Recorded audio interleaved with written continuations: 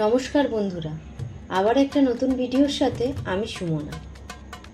গীতার প্রথম অধ্যায়ে 43টা শ্লোকের বিশ্লেষণ আমি আগের ভিডিওগুলোতেই করেছি।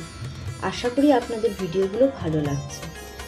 আজকে আমার গীতার প্রথম অধ্যায়ের লাস্ট ভিডিও, মানে 44, 45 এবং 46 নম্বর শ্লোকের বিশ্লেষণ।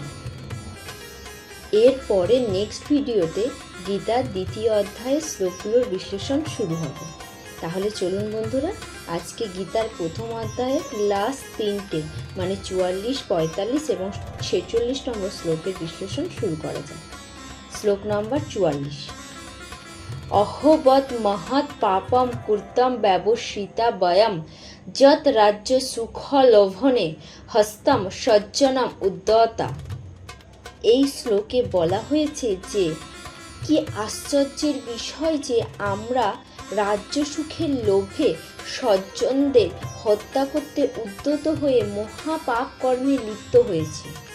স্বার্থ সিদ্ধির জন্য মানুষ ভ্রাতা মাতা পিতাকে হত্যা করতে দেখা যায়। পৃথিবীর ইতিহাসে এর অনেক নজির আছে, কিন্তু ভগবত ভক্ত অর্জুন সদা সর্বদা নৈতিক কর্তব্য ও অকর্তব্যের বিষয়ে সচেতন।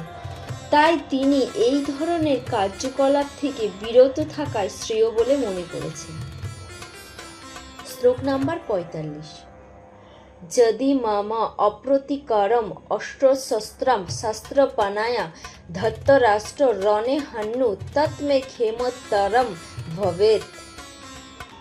এই শ্লোকে অর্জুন বলতে চেয়েছেন, প্রতিরোধ রহিত ও নিরস্ত অবস্থায় আমাকে যদি শস্ত্রধারী ধৃতরাষ্ট্রের পুত্ররা যুদ্ধে বধ করে তাহলে আমার অধিকতর মঙ্গলই হবে।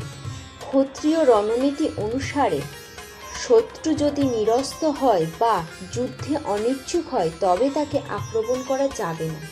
কিন্তু অর্জুন স্থির করলেন যে এই রকম বিপজ্জনক অবস্থায় তার শত্রুরা যদি তাকে আক্রমণও করে তবুও তিনি যুদ্ধ করবেন না। তিনি বিবেচনা করলেন না যে শত্রুপক্ষ যুদ্ধ করতে কতটা আগ্রহী ছিলেন। অর্জুনের এই ধরনের আচরণ কোমল হৃদয়ের পরিচয় দেয়। শ্লোক নাম্বার 46।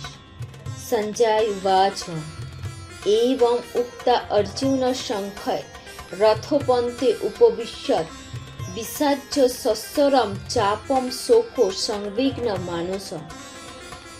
সঞ্জয় বললেন, অর্জুন শত্রু সৈন্যকে নিরীক্ষণ করতে রথের উপরে উঠে দাঁড়িয়েছিলেন, কিন্তু তিনি শোকে এতটাই মোহমূর্ণ হয়ে পড়েছিলেন যে তার ধনুক পরিত্যাগ করে তিনি রথের উপরে বসে পড়লেন। এই ধরনের দয়ালু ও কোমল হৃদয় সম্পন্ন ভক্তই আত্মতত্ত্ব জ্ঞান লাভ করার যোগ্য। কুরুক্ষেত্রের যুদ্ধভূমিতে সেনা পর্যবেক্ষণ বিষয়ক বিশ্বাসযোগ নামক শ্রীমদ্ ভাগবত গীতার প্রথম অধ্যায়ের তাৎপর্য সমাপ্ত হল। তাহলে চলুন বন্ধুরা, আজ তবে ভিডিওটা এই পর্যন্ত। আমার ভিডিওগুলো আপনাদের কেমন লাগছে লাইক কমেন্টের মাধ্যমে অবশ্যই জানাবেন, আর চ্যানেলটাকে সাবস্ক্রাইব করে দেবেন।